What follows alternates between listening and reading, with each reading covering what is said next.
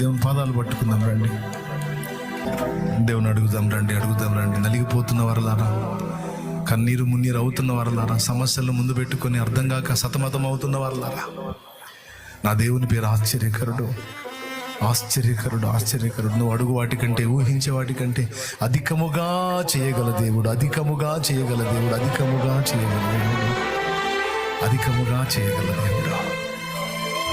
విశ్వసిస్తే దేవుని కార్యాలు చూస్తావు. విశ్వసించిన వారికే దక్కుతాయి దేవుని కార్యాలు. సందేహించేవారు, అనుమానించేవారు, నమ్మని వారు పొందలేరమ్మా దేవుని కార్యాలయ్యా. దేవుడు ఉన్నాడు నీ దగ్గర, గుర్తుపెట్టుకో. నీ ముందు దేవుడు ఉన్నాడు. ఆయన సన్నిధిలో నువ్వు ఉన్నావు, ఆయన పాదపీఠం దగ్గర నువ్వు ఉన్నావు, ఆయన పాదాల దగ్గర నువ్వు ఉన్నావు. మర్చిపోవద్దు, దేవుడు లేడు అనుకోవద్దు. మీకు తెలుసా, కొన్నిసార్లు కూటాల్లోకి వెళ్ళి నేను అప్పట్లో ఎక్కడో చివర కూర్చొని కూర్చునేవాడిని. నేను ఎక్కడో చివర కూర్చొని కూర్చునేవాడిని. మాట్లాడుకునేవాడిని నేను ఆయనతో, కన్నీళ్లతో మాట్లాడుకునేవాడిని. నేను మాట్లాడిన ప్రతి మాట నా దేవుడు విన్నాడు.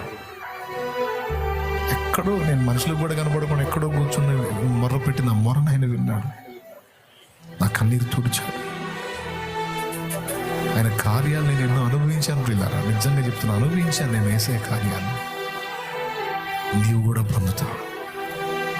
ఆయన ఉన్నవాడు, ఆయన సజీవుడు, ఆయన మాట్లాడే దేవుడు. ఆయన్ని ప్రామిస్ చేశాడు. నేను మీ మధ్య ఉంటానని ఒట్టు పెట్టాడు ఆయన. నేను మీ మధ్య ఉంటానన్నాడు ఆయన. ఇంతమందిలో ఎక్కడ నువ్వు ఏ మూల ఉన్నా, ఎక్కడున్నా, నువ్వు దగ్గరలో ఉన్నా, దూరంలో ఉన్నా, మధ్యలో ఉన్నా, నువ్వు చీకట్లో కూర్చున్నా, వెలుగులో కూర్చున్నా, నువ్వు ఎట్లా ఉన్నావో, నీ గుండెలో ఉన్న వేదన ఏంటో, నీ కన్నీళ్ళు ఏంటో, దేనికోసం నువ్వు ఆక్రోశిస్తున్నావు, నా దేవుడి ఎరుగును. నా దేవుడికి తెలుసు.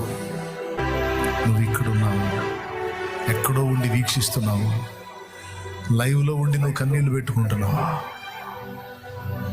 ఎక్కడ నువ్వు రోధిస్తున్నావు, ఆయనకి తెలుసు. ప్రియమైన బిడ్డ, భయపడకు. ఆయనకి మొర్రపెట్టు, ఆయనకు అప్పచెప్పు, నీ వ్యాజ్యమును అప్పచెప్పు.